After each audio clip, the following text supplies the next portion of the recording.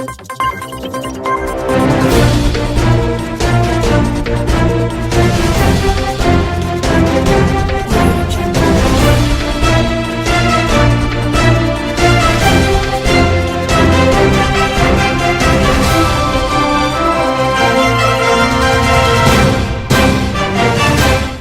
ka bi kunnafoni bakurubaw la ka kɛ ni ŋunungunu min duruntulen don bɔlɔlɔ sanfɛ ka ɲina ka fɔ san bɛna kɛ falaki ye nansaraw yɛrɛ b'a fɔ min ma ko année blanche lakɔlidenw yɔrɔ Adama Fɔnba ni ale ye lakɔlikaramɔgɔw ka lafasali tɔn ka kuma lasela ye ale kɔni o kuma kofɔlen nkalontigiya. Mali motobabolilaw ka jɛkulu ni a bɛ f'a ma Club des motards du Mali olu kɔni u bolo fila fa k'a to sibiri tɛmɛnen ka kɛ dɛmɛ ye ka ɲɛsin marikalakaw yɛrɛ ma. Sanji kasara kɔfɛ Senegal jamana kan u ka faamaw kɔni bɛ ka cɛsiriw bɛɛ bila sen kan min b'a to dɛmɛ kɔni bɛ se ka se maaw ma kasara ye minnu sɔrɔ. Aw bisimila aw ka bi kunnafoni kɛnɛ ka bɛn ni Muharam kalo ni an k'a ma jɔminɛ kalo o tile 18 ye bi ye hijira ye san 1442.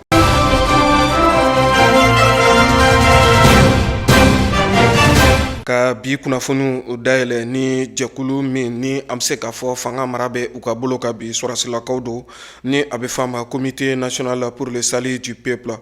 u ka fɛrɛ tɛ ni o ye communiqué o 11 na u y'a yira ka da malidenw bɛɛ lajɛlen tulo kan kɛrɛnkɛrɛnnenya la wasaden kɔrɔ ka fɔ tamasiyɛn minnu bɛ kɛ wasadenw bolo ni an b'a fɔ ma makaronw ka taa se u ka mobiliw ma u ka segin ni a bɛɛ lajɛlen ka na u di joona joona ɲɛmɔgɔyaso min yɛrɛ bɛ anw ka jamana kɔnɔ min yɛrɛ sigilen don ka forobafɛnw yɛrɛ ka u lakɔlɔsi cogo min na ni a bɛ f'a ma Direction générale de l'administration des biens de l'État ni seginni ninnu bɛɛ lajɛlen kan ka kɛ ka bɛn ni waati ye min yɛrɛ ye tarata septembre kalo tile 8 san 2020 min ni an fila kɔnɔ nɛgɛ kanɲɛ 8 waati ye o k'a sɔrɔ minɛn kofɔlenw yɛrɛ bɛɛ lajɛlen seginna. CNSP a kɔni bɛ a jigiya ka fɔ wasadenw kɔrɔw u na faamuyali sɔrɔ ni bataki kofɔlen na o y'a yira ka fɔ olu ka cɛsiri walima ka wulikajɔ bɛn bɛ jamana yɛrɛ a bɛ se ka wasa sɔrɔ cogo min na ni sɛbɛn fura yɛrɛ tɛgɛnɔ bila kɔni kɛra katikaw fɛ yen nɔ septembre kalo yɛrɛ tile 6 i n'a fɔ an tun ye a ɲɛfɔ an ɲɛna cogo min na bakurubaw la k'a yira ka fɔ ŋunuŋunu walima min duruntulen don bɔlɔlɔ yɛrɛ sanfɛ k'a yira ka fɔ san kɔni bɛna kɛ falaki ye a bɛ fɔ min yɛrɛ ma année blanche lakɔlidenw yɔrɔ lakɔliden minnu kɔni bɛ kalan na nin waati in na o kuma minnu fɔra bɔlɔlɔ sanfɛ wulikajɔ kɛra tele ɲɛta fɛ ka taa lakɔlikaramɔgɔw ka lafasali tɔn jɛkuluba min bɛ yen nɔ ka a kuma lasela ni o ye Adama Fɔnba ye ka se ka taa ale ɲininka a kisaw la Adama Fɔnba ale kɔni ye kuma ninnu nkalontigiya k'a yira k'a fɔ bɔlɔlɔ ka kumaw don. Micro la Ali Kulubali ani a ka jata la Musa Jalo u ye seereya min sɔrɔ an ka jɛkulu la cɛ. Kabini sɔgɔmada in na fɛn ye kunnafoniya dɔw bɛ olu kɔni jɛnsɛnlen don bɔlɔlɔw sanfɛ fan bɛɛ lajɛlen kɔni fɛ k'a jira k'a fɔ ko fɛn ye lakɔlikaramɔgɔw ko u ni fɛn ye CNSP sɔrɔsiwmaw ko u kɔni ye ɲɔgɔn ye ko o ɲɔgɔn ye ko o kɔni ma kuncɛ fɛn ye ɲuman kɔni na ko o de hukumu kɔnɔ fɛn ye lakɔlikaramɔgɔw kɔni ye ko olu kɔni ye ko bɛɛ lajɛlen kɔni kɛ ka gafe dɔ kɔni bila sanfɛ bɔlɔlɔw sanfɛ k'a jira k'a fɔ ko san ko a kɛla san jɛma ye ko a bɛna kɛ san gansan kɔni ye o de hukumu kɔnɔ fɛn ye lakɔlikaramɔgɔw ka kumadala ale kɔni ye ɲɛfɔli kɛ k'a jira k'a fɔ o kuma minnu bɛ ka fɔ olu ni sɔrɔsiw ma ɲɔgɔn ye wa o kuma min bɛ ka fɔ san ko la ko u kɔni tɛ olu ka kuma kɔni ye wa u tɛ olu fɛla fana kɔni ye. O kunnafoni ninnu ti an ka kunnafoni ye parce que syndicat de l'éducation signataire du 15 octobre 2016 an ma papier foyi signé san cogoya la école ko la donc an t'an yɛrɛ ye o kɔnɔ mɔgɔ minnu y'o kɛ an t'a dɔn mɔgɔ min yɛrɛ don an yɛrɛ bɛ k'a ɲɛɲini k'a ye k'a dɔn mɔgɔ minnu don sinon an to non an yɛrɛ yamaruya tɛ san cogoya bi fanga de bolo bɛ fanga de bolo aujourd'hui bɛɛ b'a dɔn Mali bɛ mɔgɔ minnu bolo o ye CNSP mɔgɔ ye donc ni fɛn kan ka kɛ an hakilila la olu de bɛ se k'o kɛ. Tiɲɛ don yaasa fɛn ye lakɔli kɔni ka ta kilasiw denmisɛnninw ka segin ka don fɛn ye lakɔlisow kɔnɔ o b'i tɛmɛ sira jumɛn de fɛ o de ye fo fɛn ye lakɔlikaramɔgɔw ka sariya 39 o ka bila sira o de hukumu kɔnɔna a jirala k'a fɔ ko nka fɛn ye jamana kɔni bi taabolo min mina bi gɛlɛya min kɔnɔ ko lakɔlikaramɔgɔw ko u kɔni ye ko kɔni nɔgɔya fɛn ye CNCP sɔrɔsilakaw kɔni ye ka se ka fɛn ye u ka ko dɔw ka se ka olu kɔni be yaasa fɛn ye ka sira dɔw jira o la yaasa lakɔli na se ka ta cogoya min na. An ye sigi ka fɔ damanama kɛ tile 3 ɲɔgɔn na sigi ka fɔ kɛ mais an ma se ka bɛn parce que anw fɛ an ye baara nɔgɔya CNSP bolo mais an ka jate la CNSP ma faamu o cogoya la mais an kɔni fɛ an ye baara nɔgɔya u bolo kosɛbɛ jamana yɛrɛ cogoya kama k'a jir'u la k'a fɔ école maître fana hami ye jamana ko ye et on est des patriotes aussi an ye mun de f'u ye an k'u ma parce que bɛnkan sɛbɛn min tɛmɛna ni min b'an bolo min tɛmɛna ni gouvernement binnin cɛ o ye k'a fɔ a ko bɛɛ bɛ lawaleyali daminɛ septembre la et aussi 2020 juru fɛn fɛn bɛ yen o fana bɛɛ bɛ sara septembre nin na donc 2020 juru o mana gɛlɛya cogo cogo 2019 juru o mana gɛlɛya cogo cogo fana bɛ sara novembre kalo la donc juru ninnu de ka ca ni 2019 ta k'a ye o ye san kelen ni 2020 ta k'a lajɛ n'a kɛra septembre la o ye kalo 10 ɲɔgɔn ye donc an ko k'olu déplacer olu de musaka ka bon an ko k'olu déplacer ka na ni dɔ ye novembre la ka taa ni dɔ ye décembre la ka na ni 2020 ye novembre la ka taa ni 2019 ye décembre la donc pour que ka se ka baara nɔgɔya u bolo ka aliment dɔrɔn kɛ septembre la donc an hakili la an ye baara nɔgɔya u bolo et aliment ni a tɛ hali 2 milliards bɔ dɔɔni donc anw fɛ jamana bɛ se k'o soutenir pour que kow ka daminɛ parce que foyi tɛ se ka fisaya kalanko ma an kana ɲɔgɔn nɛgɛ mɔgɔ an ko Mali kura foyi tɛ se ka jɔ ni kalan ma basigi. Lakɔrɔ karamɔgɔw y'a jira k'a fɔ ko fɛn min ye jamana kura Mali kura min bɛ yen ni o kan ka sigi sen kan ko o Mali kura ko kuma min bɛ ka fɔ malidenw bɛɛ lajɛlen kɔni fɛ ko o Mali kura kɔni tɛ se ka sigi sen kan fiyewu k'a sɔrɔ fɛn min ye ka lakɔli kɔni to fɛn min ye ni palupalo kɔni na Mali kura tɛmɛli ko a bɛ tɛmɛ lakɔlisow de kɔnɔ diyagoya kɔnɔ na. Farafinna tilebi jamanaw ka fara ɲɔgɔn kan kulu sɔrɔta sira fɛ ni a bɛ f'a ma ko CEDEAO bi tɛnɛ olu kan ka sigi yɛrɛ kɛ sigi min ni a bɛna kɛ Niger yɛrɛ fa b'a la ni o ye Niamey ye ni a sigi yɛrɛ ta k'a lajɛ farafinna tilebi jamanaw u ka kisa yɛrɛ bɛ cogoya jumɛn na dan na don ni bɛɛ lajɛlen na ni ka fɛsɛfɛsɛli kɛ nka kumaw fanba o na boli anw yɛrɛ ka jamana kisaw kan ni jamana min ni fanga daraki yɛrɛ kɛra a jamana kɔnɔ ka bɛn ni utukalo yɛrɛ tile 18 ye san 2020 min ni an filɛ a kɔnɔ o kama CEDEAO kɔni tun ye ɲangili ta ka ɲɛsin anw ka jamana ma a bɛ f'a ma ko embargo nazarakan na fɛsɛfɛsɛli na kɛ nin bɛɛ lajɛlen na u ka bi sigi kɔnɔna na Aissata Mayiga ale ɲinini kɛ a kisɛw kan seereya min sɔrɔla an ka jɛ k'o lajɛ ɲɔgɔn fɛ. CEDEAO jamana ɲɛmɔgɔw olu kɔni ye ɲɔgɔn ye ba kɛ Niger capitale yɛrɛ kɔnɔna la bi tɛnɛ don septembre kalo tile 7 ni ɲɔgɔn ye kɔni ɲɛsinen don Mali de la kɛrɛnkɛrɛnnenya la an ka jamana yɛrɛ bɛ lahalaya min na jamana ɲɛmɔgɔ kɔrɔ yɛrɛ kɔni kelen ka walansɛmɛ Ibrahim Boubacar Keita a kɔni yirala k'a fɔ ko kabini o wagati utukalo tile 18 fo an bɛ don min na i n'a fɔ bi CEDEAO kɔni ka ɲangili de kɔni ɲɛsinen don an ka jamana ma ni ɲɔgɔn ye ba in kɔni kɔnɔna la CEDEAO ɲɛmaa dɔ ale kɔni y'a yira k'a fɔ ko olu kɔni tɛ fɛ ka gɛlɛya lase maliyɛndenw ma k'olu bɛ ka ɲini ka an dɛmɛ Mali de la k'olu ni maliyɛnw bɛɛ lajɛlen kɔni ye balimamaw ni a kɔni yira la k'a fɔ ko ni ɲɔgɔn ye kɔnɔna la ko ni jamana ɲɛmɔgɔ kofɔlen n'olu yɛrɛ bɛ CEDEAO la k'u kɔni y'a fɔ k'a sabu kɛ a ka démission ye tuma min na finitigilakaw yɛrɛ y'a minɛ ko fɛn min ye Ivoire président Alassane Ouattara ko ale kɔni ni CNSP ɲɛmaa dɔ n'ale yɛrɛ tɔgɔ ko colonel Assimi Goïta k'olu kɔni kumana téléphone na k'o kɔnɔna la k'u kumana an ka jamana transition yɛrɛ fana kan maa dɔ ni ale yɛrɛ bɛ CEDEAO jɛkulu la ale kɔni y'a yira k'a fɔ ko fɛn min ye ɲangili minnu kelen don ka Mali sɛgɛrɛ ni o ye embargo ye ko k'o wuli ka bɔ yen ko kɔni yamaruya bɛ CEDEAO jamana ɲɛmɔgɔw de bolo ko ga ko fɛn min ye embargo ye kɛrɛnkɛrɛnnenya la wariko fanfɛla la n'u b'a fɔ olu ma ko flux financier ko a bɛ se ka kɛ k'u bɛna olu kɔni wuli ka bɔ yen nɔ sɛgɛsɛgɛli dɔw ni olu kɔni kɛra RFI maaw fɛ olu kɔni y'a yira k'a fɔ ko walasa ko CEDEAO maaw kɔni k'u ka ɲangili bɔ yen ko fo ni finitigilakaw sɔnna ka fanga mara san 1 kɔnɔna la ka tila ka président o ni premier ministre k'olu bɛɛ lajɛlen kɛ civiliw ye. Sibiri tɛmɛnen min bɛnna septembre kalo tile 5 ma san 2020 ni an filɛ a kɔnɔ motobabolilaw ka jɛkulu ani u cakɛɲɔgɔn walima u ni maa minnu jɛra ka bolo di ɲɔgɔn ma ni o ye entreprise Abdoulaye Calambrie ni bɛɛ lajɛlen bɛ a lakodɔn n'a bɛ f'a ma ko EAK olu kɔni jɛra ni ka u bolo fila fa ka to ka kɛ dɛmɛ ye ka ɲɛsin yatimɛdenw ladonyɔrɔ dɔ bɛ Marakalakaw fɛ yen nɔ ni a bɛ f'a ma denba ɲuman jigifa a musakaw kɔni taara sefowari miliyɔn 3 o ni a kunkanfɛ la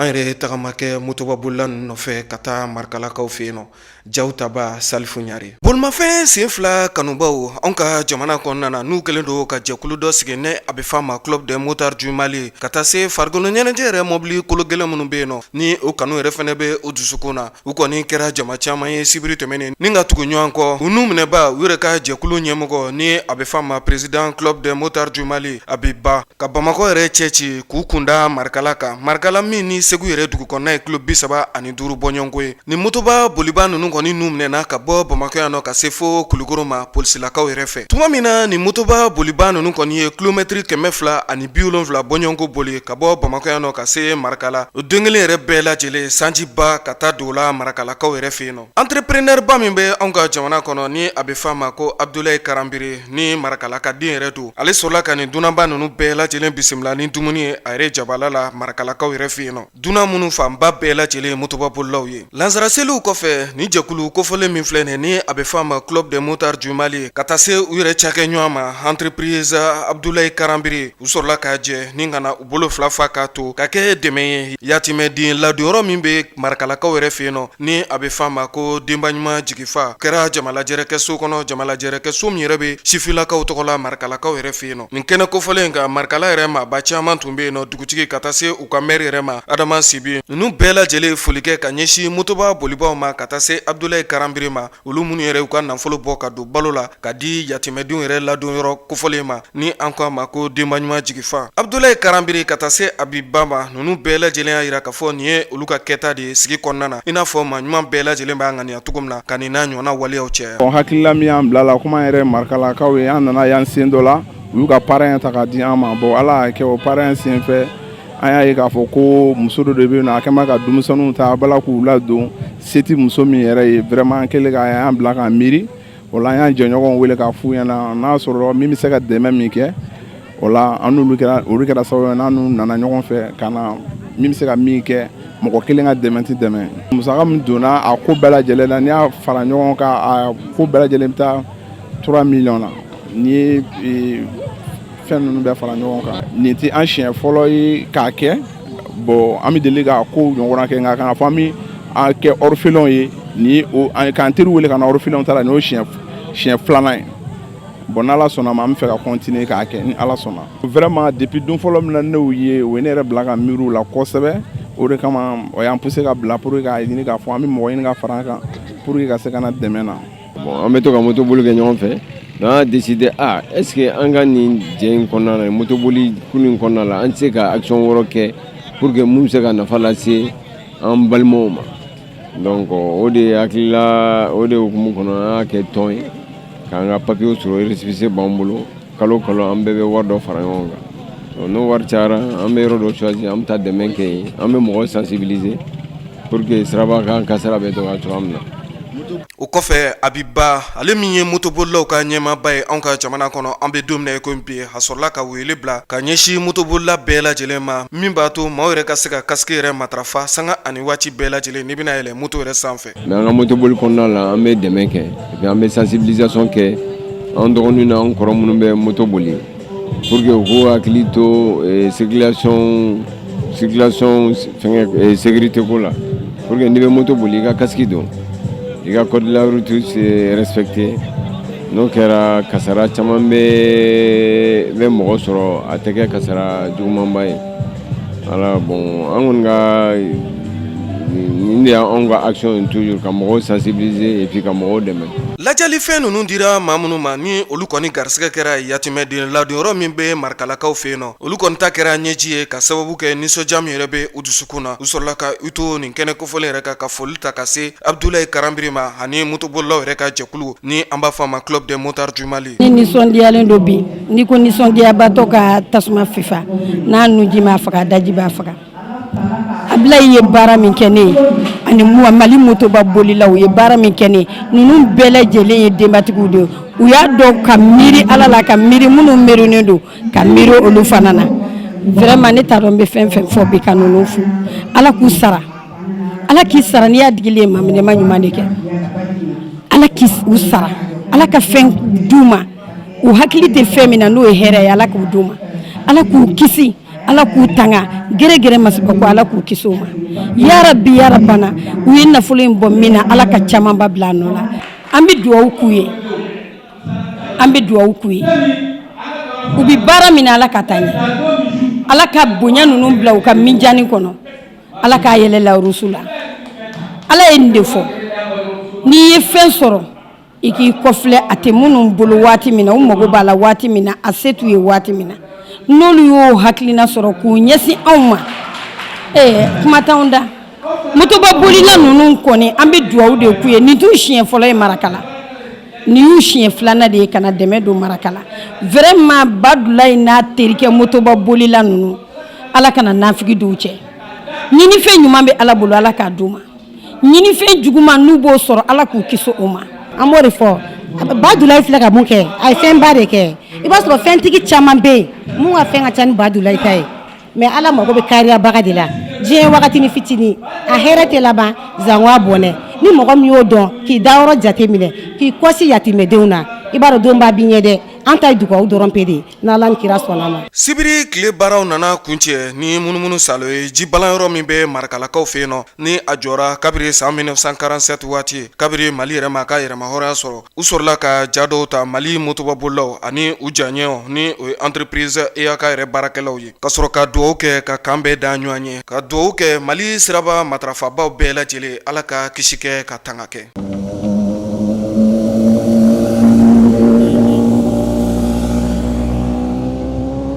Fanga ɲini tɔn min bɛ anw ka jamana kɔnɔ walima an bɛ se ka fɔ parti politique tɔn min bɛ anw ka jamana kɔnɔ ni a bɛ f'a ma ko RPM ni ye ale ta k'a lajɛ i bɛ se ka fɔ jamana ɲɛmɔgɔ kɔrɔ Ibrahim Bokar Keita ale ka parti politique tɔn don u kɔni ye sigi min ni a kɛra Bamakɔ yɛrɛ dunanjigiso min bɛ yen nɔ ni a bɛ f'a ma Hôtel de l'Amitié sigi in kɔnɔna na da kɔnɔna na dɔ kisaw la o de ye camancɛla fanga min ni an kun dalen bɛ o kan u yɛrɛ fɛla ye a kisaw la mun ye u kɔni ye hakili jagabɔ kɛ nin kisa ninnu bɛɛ lajɛlen kan nka ni ye nin sigi ta k'a lajɛ an bɛ se ka fɔ a kɔni kɛra ɲɛji ye bari ni ye a siɲɛ fɔlɔ kɔni sigi kɔni ka kɛ ka Ibrahim Bokar Keita ale min yɛrɛ parti yɛrɛ sigiba ye sen kan a ka kɛ ale yɛrɛ kɔ ka nin tuga in na tantɔ cogo la Bokar Tereta ale tun bɛ kɛnɛ kan ka taa se parti yɛrɛ maaba caman ma Abdou Ouattara ale ɲinini min kɛ a kisa kan an ka jɛ k'o lajɛ.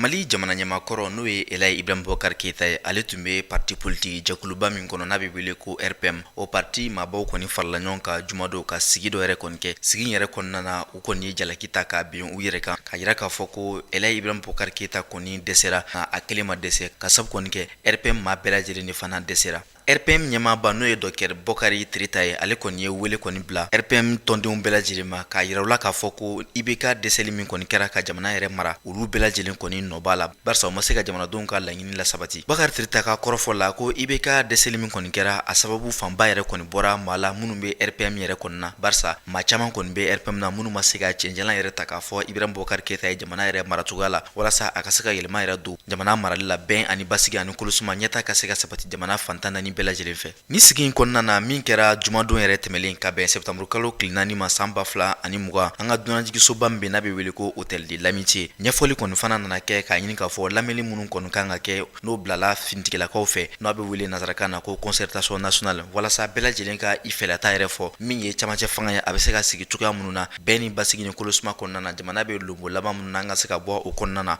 RPM sigi in kɔnɔna na da nana don o waleya ninnu bɛɛ lajɛlen na. Bokar Tereta ka kɔrɔfɔ la a ko RPM maaw kɔni sema don IBK ka fanga na cogoya si la olu kɔni fanga kɔni dɔgɔyara min kɛra sababu ye par laɲini min tun bɛ o la o ma se ka sabati fo ka taa se gɛlɛyaba min kɔni binnen bɛ jamanadenw kan walasa u ka se ka fɛɛrɛ yɛrɛ ta ka o wuli ka bɔ jamanadenw kan olu kɔni ye u seko n'u damayira bɛɛ lajɛlen kɛ u ma se ka nɔbɔ o waleya ninnu na. Ni sigi yɛrɛ kɔnɔna na Bokar Tereta ka dan kan n'o ye RPM yɛrɛ secrétaire général n'o ye monsieur Baber Gano ye ale ni a ɲɔgɔnna caman fana tun bɛ kɛnɛ kan olu kɔni nana jateminɛ ni sɛgɛsɛgɛli kɔni kɛ ka IBK yɛrɛ to fanga yɛrɛ la san 7 in kɔnɔna na baara minnu kɔni kɛra baara minnu ma ɲɛ u y'o bɛɛ lajɛlen kɔni sɛgɛsɛgɛ ka sanni k'a ɲini k'a dɔn parti yɛrɛ sini ma a bɛna kɛ cogo di walasa parti denw bɛɛ lajɛlen ka se ka faamuya yɛrɛ sɔrɔ baaraw taaboloya la. I n'a fɔ bamananw ka zana na u b'a fɔ cogo min na ko ko tori kɔni janya bɛ dɔn a salen kɔfɛ. Ibrahim Bokar Keita n'o ye Mali jamana ɲɛmaa kɔrɔ ye, ale ka parti politique n'o ye RPM kɔni ye, u bɛɛ lajɛlen kɔni jigila kɔni misɛnyalen no ka sabu kɔni kɛ wulikajɔ kɔni kɛra ka ɲɛsin jamana ɲɛmaa kɔrɔ ma n'o ye Ibrahim Bokar Keita ye, n'o bɛ kalo caman ɲɔnbɔɲɔnko bɔ. O waleya nin de kɔni kɛra sababu ye a sera ka wuli ka bɔ fanga yɛrɛ la min baaraw la nɔgɔyara finitigilakaw fɛ. Nka RPM maaw kɔni ye u ka jigilatigɛ ani u ka nisɔngoya kɔni fɔ k'a yira diɲɛmaa bɛɛ lajɛlen na k'a fɔ IBK kɔni dɛsɛlen o ye olu RPM bɛɛ lajɛlen de kɔni dɛsɛlen. Barisa u tɛna se ka ko in ta ka da IBK kelen kun ka sabu kɔni kɛ IBK bɔra RPM de kɔnɔna na. U kɔni y'a yira k'a fɔ ko RPM maaw bɛɛ lajɛlen kɔni jalakila nin waleya jugu in na min kɛra sababu ye ka se ka jamana yɛrɛ bila dingɛ kɔnɔ. Nka u kan ka hakilina kɔrɔ kɔni ta ka miiri ka hakiliw jagabɔ gɛlɛya minnu kɔni ye RPM kɔni sɔrɔ n'a kɛra sababu ye ka jamana jigin dingɛ kɔnɔ o ɲɔgɔnna kan'o sɔrɔ tuguni.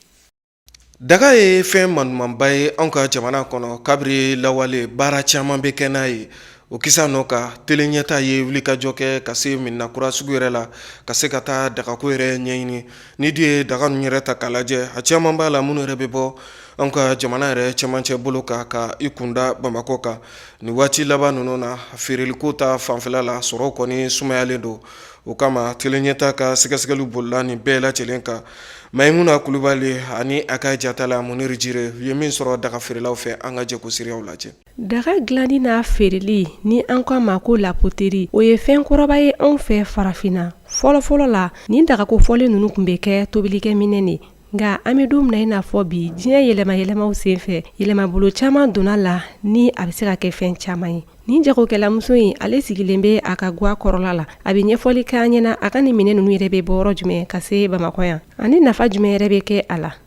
Daga ninnu bɛ bɔ yɔrɔ caman na ka na.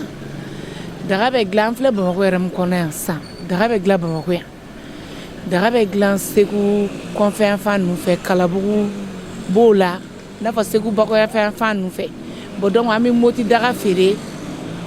Daga bɛ dilan yɔrɔ caman na sisan. Daga bɛ dilan yɔrɔ caman na. Daga dilanni ani a feereli ko kɔrɔba don an ka jamana kɔnɔna la wa nafa caman de bɛ a la an ka guwaw kɔnɔna la. Bon an bɛ bɔ ni moti an bɛ bɔ n'a ye Segu ka na yan nɔ. Bon a bɛ bɔ badingɛ kɔnɔna na. U bɛ taa segin badingɛ kɔnɔna na. Bon u bɛna bɔ n'u nana o fana u bɛ tila ka kora k'u daga kɔrɔ ninnu k'olu ci ka k'a la n denkɛnɛ pour que u bɛ se k'a dilan ka na n'a ye o b'a jeni tasuma na fana. Bon daga a bɛ kɛ fɛn caman ɲɛ kɔni parce que daga bɛ fɛn caman ɲɛ parce que hali fɔlɔ la tobiliw ni fɛngɛw bɛɛ tun bɛ k'a la fɔlɔ la nka sisan o bɛɛ dabila la. Bon sisan kɔni a kɔni tɔ kɛra furatobi ji fiɲɛw a kɔni a caman bɛ k'o ye sisan ani wusulan daga ninnu a bɛ k'olu ye yaya. Ɲɛti caman bɛ daga la parce que daga furatobi daga a fɔlɔ la n'o ye ani fiɲɛ. Bon donc sisan an ɲɛ b'a la wusulanbɛlaw b'a la sisan soparlaw b'a la n'a fɔ po ninnu n'a ɲɔgɔn olu b'a la. Daga bɛ fɛn caman ɲɛ nafaba de b'a la parce que an ka fɛn kɔrɔ de don fɛn kɔrɔ bɛɛ tɛ fili fɛn ye quoi. Nafa b'a la ni ko nafa b'a la fura dɔw bɛ yen nɔ olu tɛ se ka tobi barama na f'a ka tobi bɔgɔ la. Bon donc fiɲɛ fana ni fiɲɛ t'i ka so kɔnɔ i ka musoya ma dafa. Fiɲɛ wusulanbɛlɛ fana bɛ ten tɔ. Bon donc po ninnu tɛ diyagosa ye mɔgɔ kan quoi. N'a y'i diya i b'o sigi ka so kɔnɔ fiɲɛ ni wusulanbɛlɛ kɔni o ye diyagosa ye a n'a bɛ obligé mɔgɔ minnu kan k'i ka fura tobi bɔgɔdaga la diyagosa. Maa caman bɛ yen nɔ minnu ni olu bɛ nin daga kofɔlen ninnu san ka baara caman k'a la i n'a fɔ fura tobi o ni a ɲɔgɔnnaw. Daga in bɛ kɛ min ye an bɛ fura tobi a kɔnɔ fiɲɛ belebeleba nin ji de bɛ k'o la. A daga bɛ kɛ min ye o de ye. Sɔ bɛ tobi a kɔnɔ bon n'i ma kɔrɔta barama la i bɛ kini bɛ tobi a bɛ fɔlɔ mɔgɔ jumɛn kini de b'a kɔnɔ sisan o dabilara. Baara o baara gɛlɛya bɛ sɔrɔ a kɔnɔna la. Ni daga kofɔli minnu filɛ ni maa caman b'a dɔn ni fiɲɛ daga de a bɛ bɔ an ka dafɛduguw la kɛrɛnkɛrɛnnenya la an ka marabolo ka doni ka bɔ yen nɔ ka se yan nɔ walima minnu ni olu bɛ dilan Bamakɔ yan ka doni ka saa feerekɛyɔrɔ la bɔgɔ de don o bɛ se ka tiɲɛni caman don u kun i n'a fɔ jagokɛlaw yɛrɛ bɛ a ɲɛfɔ cogoya min na. Daga prix fixelen t'a la parce que tuma dɔw la i bɛ se ka fɛn dɔw sɔrɔ daduma na tuma dɔw la i t'a sɔrɔ daduma na quoi. Bon donc daga kɔni prix fixelen tɛ an filɛ don min na n'a fɔ bi prix fixelen tɛ daga la.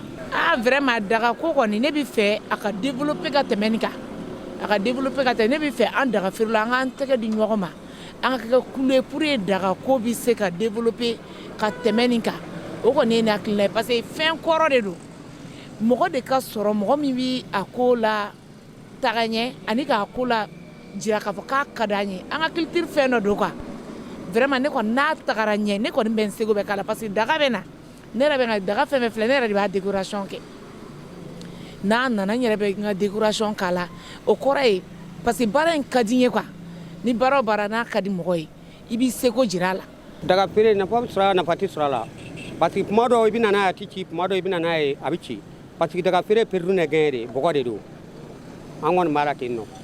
yaya.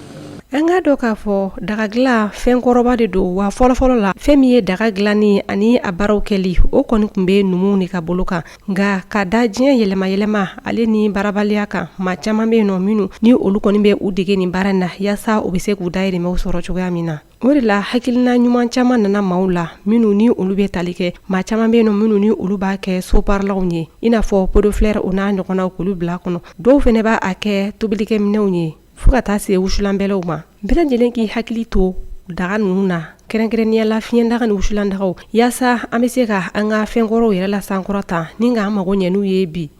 Farafinna kibaruyaw ka taa se diɲɛ fan tɔw bɛɛ lajɛlen ma an ka u lajɛ ɲɔgɔn fɛ.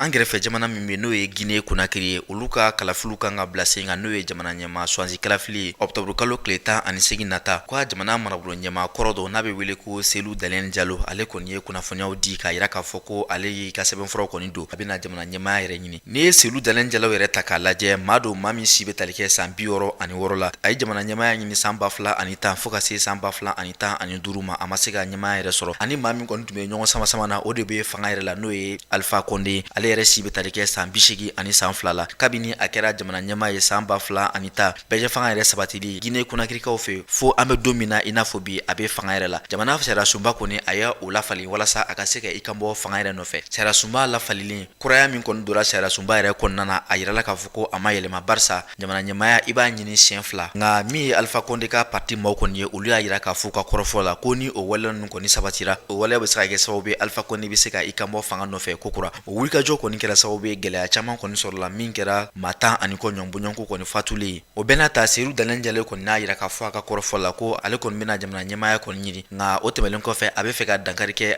Alpha Condé ka jamana ɲɛmaaya la a ɲiniko sabanan barisa laɲini min bɛ ale la o tɛ dɔwɛrɛ ka se ka Guinée jamanadenw bɛɛ lajɛlen fara ɲɔgɔn kan Alpha Condé ka se k'a dɔn k'a fɔ ko jamana tɛ ale ta ye a yirala k'a fɔ tarata nɛgɛ kaɲa fu kɔni sɛbɛnfuraw ka don ka jamana ɲɛmaaya kɔni ɲini danbena sigi o waleya ninnu kɔni na nka jateminɛ y'a yira k'a fɔ ko maa 4 ɲɔnbɔɲɔnko de bɛ olu kɔni sela k'u ka sɛbɛnfuraw yɛrɛ don ka jamana ɲɛmaaya ɲinili la o maa ninnu yɛrɛ la Ousmane Kaba b'o la ni o ye minisiri kɔrɔ san 2016 ale yɛrɛ kɔni bɔra Alpha Condé ka parti politique la fo ka taa se u ka sariya jalatigɛbaba dɔ fana ye minisiri kɔrɔ n'o bɛ wele ko Abdul Kabele Kamara ka taa se u ka minisiri kɔrɔ wɛrɛ ma n'o ye Ousmane Bori ninnu bɛɛ lajɛlen kɔni bɛna u kɔ da Alpha Condé kɔ la walasa yɛlɛma ka se ka sabati Guinékaw fɛ.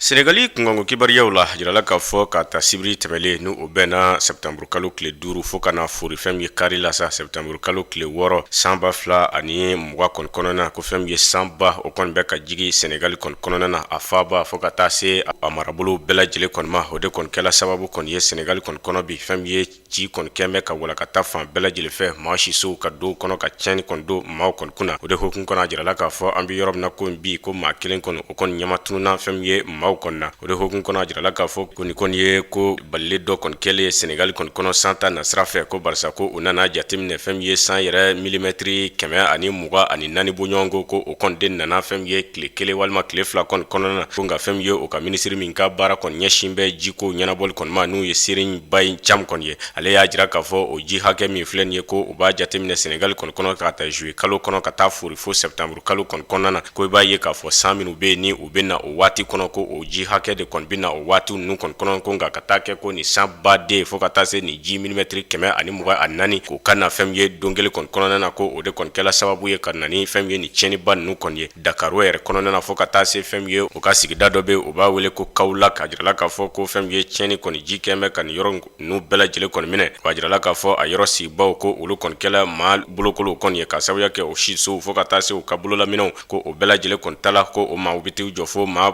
ba caman caman kɔni ma. O kɔfɛ fana a jirala k'a fɔ ko fɛn min ye sɛnɛkɛforow fana kɔni ye ko ji kɔni kɛmɛ ka olu bɛɛ lajɛlen kɔni datugu ni o sɛnɛkɛforo dɔw hɛktariw ko o bɛ t'u jɔ fo hɛktari 100 caman bɔ ɲɔgɔn ko kɔni na. O de hokumu kɔnɔ fɛn min ye sibiri don sa o ka jamana ɲɛmaa n'u ye Macky Sall ko ale kɔni ye wulikajɔ kɛ ka se ka fɛn min ye u ka jamana minisiri min ka baara kɔni ɲɛsin bɛ jamana kɔnɔna ko ɲɛnabɔli kɔni ma ka se ka fɛn min ye a jiraw la ko u ka ko bɛɛ lajɛlen kɔni bila sen kan yaasa u na se ka maaw kɔni dɛmɛ ka bɔ ni gɛlɛya kɔni kɔnɔ cogoya min na. Wa jira fana k'a fɔ maa maa bɛ yen ko ni degun kɔni ye o sɔrɔ san ta nasira fɛ ko na ko bɛɛ lajɛlen kɔni kɛ yaasa ka se ka na olu bɛɛ lajɛlen nagakɔrɔ ka se ka o kɔni dɛmɛ cogoya min na. Nka jirala fana k'a fɔ ko Senegal a bɛ waati jan bɔ o kɛmɛ ka wulikajɔ kɛ yaasa ka se ka nin yɔrɔ masina ninnu ka se ka u lalaga yɔrɔ minnu bɛ yen ni san nana ni ji bi tiɲɛni kɔni kɛ o yɔrɔ la n'u u b'u wele ko les zones inondables ko o bɛ waati jan kɔni bɔ ko nka a baaraw de kɔni kɛn bɛ libi laba sulusala kɔni kɔnɔna na ko o baaraw tɛ ka siraw kɔni sɔrɔ fɔlɔ.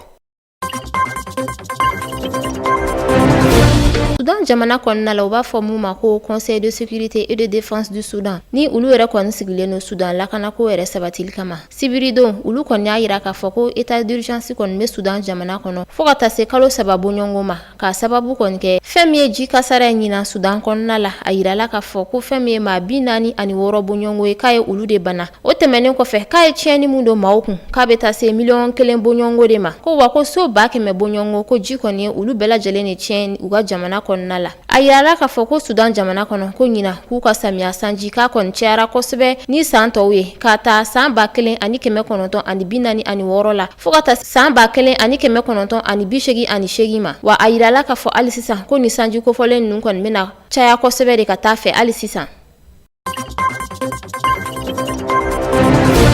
Ka sanga ni Libi gɛlɛya kɔni ye Maroc faaba kɔni bɛna Libi jɛkulu fila in kɔni bisimila walasa ka se ka kuma ɲɔgɔnya bila u ni ɲɔgɔn cɛ min ye muguci kɔni ye ɲɔgɔn na o ka se ka dabila ale ni politiki baro ka se ka bila sen kan Libikaw fɛ ni waleya ninnu kɔni bɛna kɛ sababu ye bɛɛ ani basigi ni kolosuma min bɛ ka laɲini Libikaw fɛ o ka se ka bila sen kan. A yirala k'a fɔ maa 7 kɔni bɛna ta jɛkulu fila la jɛkulu minnu kɔni bɛ Libikaw fɛ n'o kɛlen bɛ ka Libi jamana yɛrɛ clan fila ye olu ka se ka sigi ka kuma ka ɲɔgɔn yɛrɛ faamuya min ye taji yɛrɛ nasara ko fo ka taa se camancɛ fanga min kan ka sigi u ka jamana yɛrɛ kɔnɔna na walasa bɛɛ ani basigi ni kolosuma jamana yɛrɛ foroba cakɛbɔdaw olu ka se ka bila sen kan ale ni Libi jamana ni diɲɛ jamana tɔw ka bolodi ɲɔgɔnma o baaraw ka se ka bila sen kan Libi ka se ka yɛlɛma ka kɛ bɛɛ ni basigi yɔrɔ ye kuma bɛna fɔ o waleya ninnu kunkanko de la. Ni waleya ninnu kɔni sabatila u tɛ kalo tile 27 san 2020 ka saga ni Maroc yɛrɛ minisiri min ka koɲɛ bɛnnen bɛ Maroc ni jamana wɛrɛw ka koɲa ma fo ka taa se diɲɛ sigilan ni jɛkulu tɔnba min bɛ n'a bɛ wele ko Nations Unies olu ka nɔrabila min sigilen bɛ Libikaw fɛ o maa fila kɔni ye ɲɔgɔn ye ka kunnafoniyaw kɔni di ɲɔgɔn ma o de kɔni kɛra sababu a yirala k'a fɔ ko don nataw kɔni na u bɛna wele bila ni jɛkulu fila in ma sigi ka kuma ka se ka kɔ u ni ɲɔgɔn cɛ walasa u ka se ka ɲɔgɔn yɛrɛ faamuya min ye muguci ale ni kɛlɛ banbaliw ye u ka se ka dabila ten. O waleya nin kɔni kɛra sababu ye l'Amérique yɛrɛ maaba dɔ bɛ n'a bɛ wele ko Mike Pompeo ale kɔni ye a yira k'a fɔ ko Maroc bɛ ka sira min ta Libi gɛlɛya yɛrɛ la k'o ye sira ɲuman ye olu kɔni bɛ ka u dɛmɛ sanga ani waati walasa da ɲuman ka se ka don Libi gɛlɛya yɛrɛ la min ye Algérie jamana kɔni ye a yirala k'a fɔ o jamana ɲɛmaa ye jateminɛ kɛ k'a fɔ ko jɛkulu min kɔni bɛ Libikaw fɛ ni o dɛmɛlen bɛ diɲɛ sigilan ni jɛkulu tɔnba fɛ ko ale kan ka fara olu de kan barisa ni Libi kɔni ɲagamuna Algérikaw bɛ se ka gɛlɛyaba yɛrɛ kɔni sɔrɔ a yirala k'a fɔ ko ale kɔni bɛ fanfila wuluniya kɔni na fɔlɔ barisa a yirala k'a fɔ kuma dɔw la Irisi jamana ale ni Khalifa Haftar a bɛ olu fanfɛ kuma dɔw la fana a bɛ boli ka taa Turki jamana ɲɛmaa n'o ye Erdogan ye a bɛ taa o fanfɛ maa dɔw yɛrɛ y'a yira k'a fɔ ka jateminɛ na ko waati kɔni sera ten sa Algérie jamana u ko u ɲɛsin fankelen ma min bɛ se ka kɛ bɛn sababu ye. Ni ne bɛ dansigi kɛ aw ka bi kunnafoniw na ɲɛmɔgɔ so ye minnu dalajɛ k'a di an ma ka foli ani tanu ko lase aw kelenkelenna bɛɛ lajɛlen ma nin waati in na aw minnu sigilen filɛ ka tele ɲɛtaa lajɛ kɛrɛnkɛrɛnnenya la Marikalakaw an bɛ foli ani tanu lase u bɛɛ lajɛlen ma Marikalaka minnu ni u ye dunanw bisimila ko ɲuman sibiri tɛmɛnen min bɛnna septembre kalo yɛrɛ tile 5 ma ka a ɲini Masa Rahamani fɛ basigi ani kolosuma Ala ka o sabati anw ka jamana kɔnɔ Ala ka sini do kibaru kɛnɛ yir'an na.